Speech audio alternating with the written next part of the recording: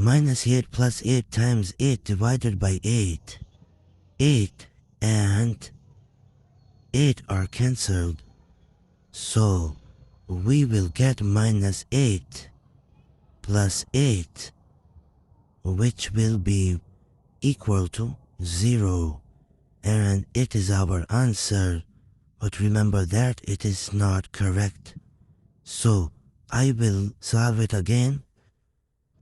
Minus 8 plus 8, both are cancelled because they are opposite signs numbers. So 0 times 8 divided by 8, 0 by any number, 0 divided by 8 is equal to 0. Now it's also wrong.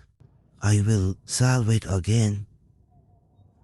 So now I will solve it again by obeying order of operation. First of all, it can be calculated by dmas rule or PEMDAS rule. So by obeying both these rules, first of all we have to solve multiplication. Minus 8 plus 8 times 8 will be equal to 64 divided by 8. Now minus 8 plus 64, it will be equal to 56 divided by 8.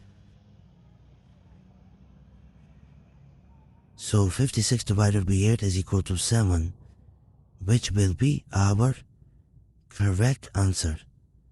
Thank you for watching and supporting the